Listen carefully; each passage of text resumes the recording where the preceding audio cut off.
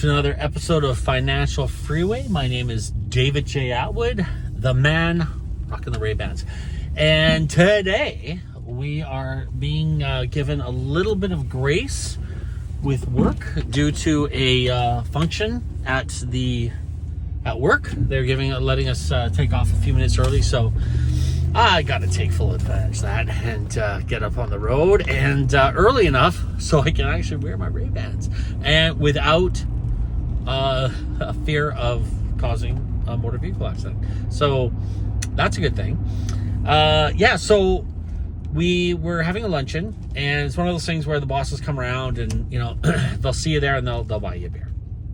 And I had been, as you may or may not know, if you don't know me intimately, I'm a bit of a social butterfly. I like to move around and, talk to people and say hello and stuff.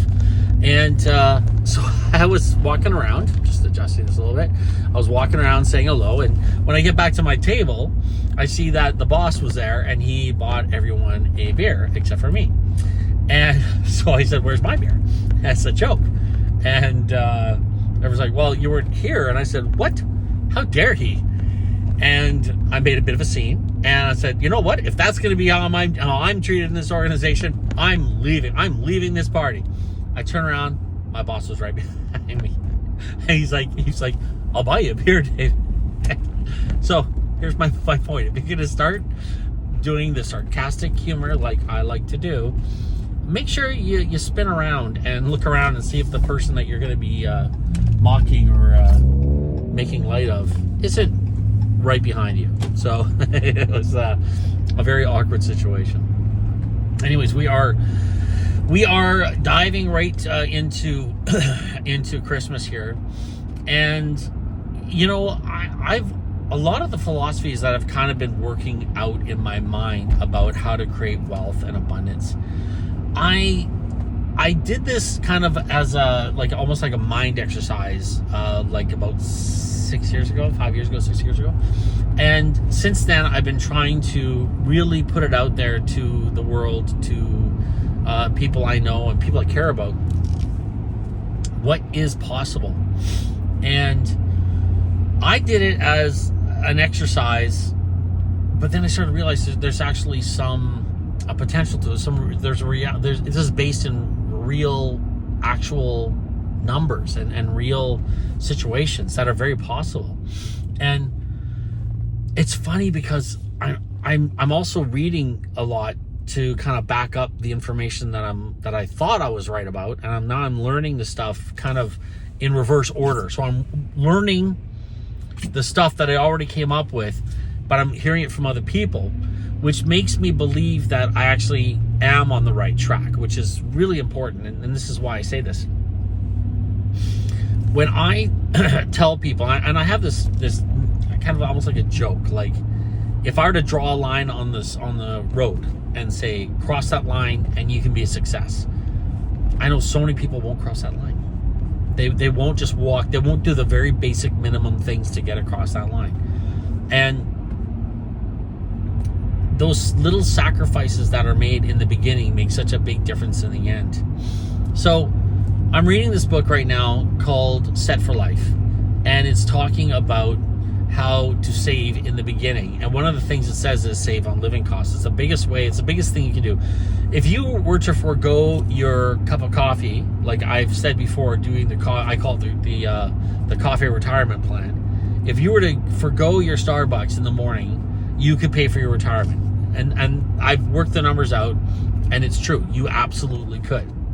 Now, if what this guy says is don't forego your coffee, don't forego that.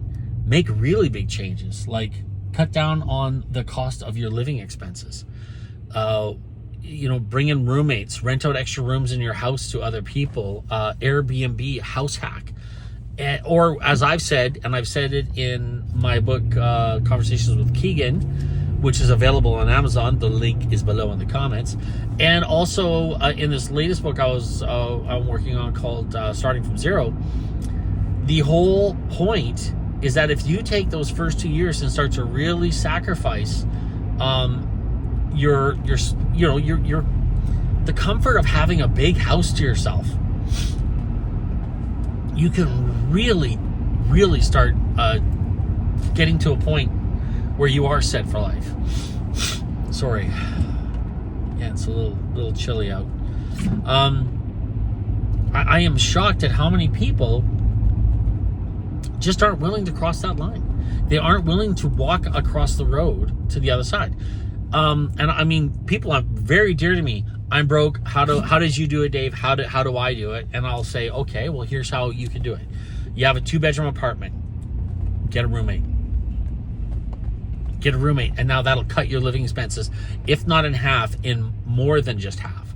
So if you got a 2-bedroom and you're renting it out for $2,000 a month, and you rent out one of the rooms for $1,000 a month, boom, you've got $1,000 a month that you can start throwing into an investment account. At the end of the year, that's $12,000. And if you're getting a 10% growth on that, that's $1,200. That is some serious growth. And you keep working on with that kind of thing in mind, you can get forward a lot quicker in your what's going on here? We got drivers with hats. Gotta watch those guys. I can sweep by these guys. Ooh, it's a tight one. She's tight. But you start doing stuff like that, and you're really going to be able to get further ahead in your life, in your world, with saving money and getting ahead of that that investment portfolio that we talk about building. Another thing it talked about, which I haven't talked about yet, and I thought I'd bring it up here, is if you're saving money, that is your that's your principal. And when you're trying to build a portfolio, you never want to spend the principal. You want to spend the interest. You want to live off of the dividends and the interest of your portfolio. And I know so many people that save money in an RSP, and they don't realize what an RSP is for. It's not a glorified savings account. There is a reason we have an RSP, and that is to save for the future. And the money, and this is another thing, I keep saying this is it, but another thing is the money in that we're saving, that isn't money to spend. It's not money to go out and buy a burger with. You buy a burger, it's gone. The money's it's gone forever. That money there is to create a machine, and that machine is what pays dividends. The dividends are what you get to spend and what you get to enjoy. And here's another thing too. If you are spending your dividends, you don't want to be spending all your dividends. So these are things that are really important to think about when you're putting together your portfolio. But the original thing is save. Figure out a way to live beneath your means. I've said this before, I'll say it again. I know it does sound kind of common sense. It sounds like something that's, yeah, of course you live beneath your means. There are ways to do it. Stop vaping. Cut it out. Stop doing the weed. Just cut it out. If you're drinking beer, knock it off. Knock it off for 2 years. And the amount of money you'll be able to save will blow your mind. If you're dining out or doing skip the dishes, which I know a lot of people are doing, look, convenience costs money. Cook yourself some eggs. Cook yourself some rice. Learn how to make rice. Actually, you know what? I'll give you a real quick recipe on how to make rice. You take half a cup of rice, a cup of water, you put some butter in it, and you take the rice, you rinse it off, you put it in a pot, you drop a wad of butter in there, you toast the rice a little bit, you get the pot nice and warm, you take the water, you dump it on, it steams up, it starts boiling, you turn it on to low, leave it for 40 minutes, forget about it. Done. And it's super cheap. And the rice will last in your cupboard forever. If you can do these simple little things to try and save a little bit of cash in the beginning, you're gonna go a real long way. But it starts with changing your mindset.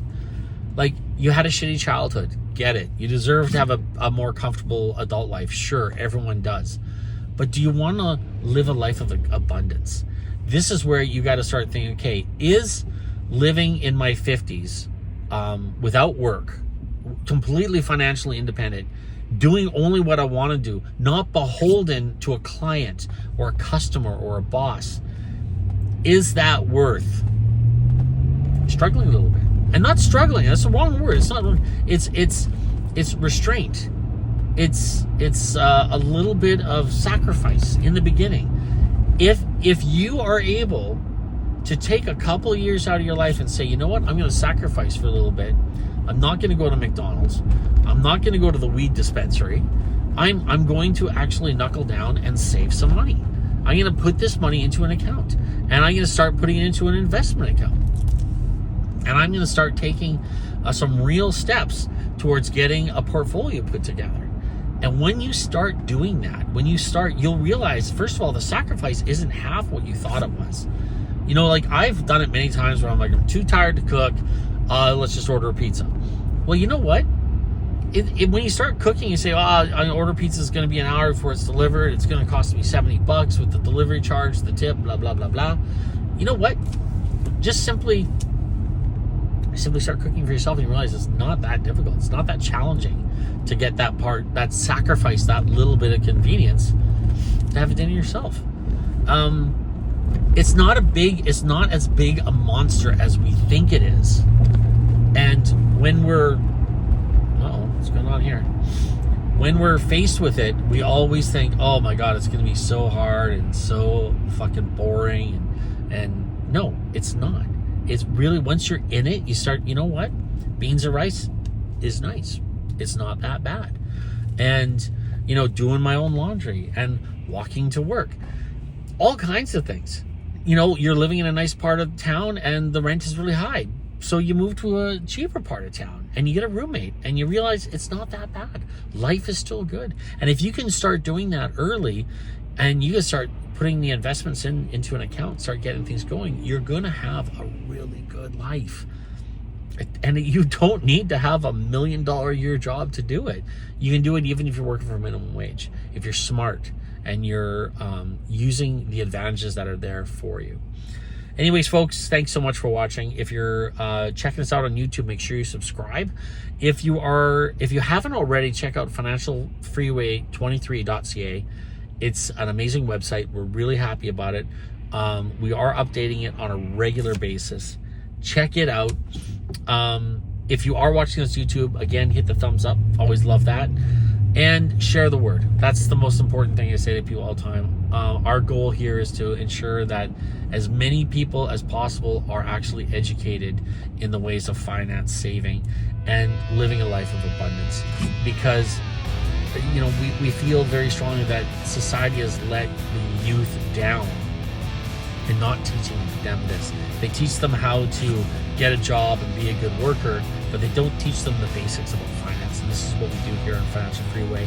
This is our goal. This is our mission. Thanks so much. Have a great weekend that's coming up. A little bit cloudy here, and it's probably going to be cloudy until Christmas. But thanks so much for watching. God bless.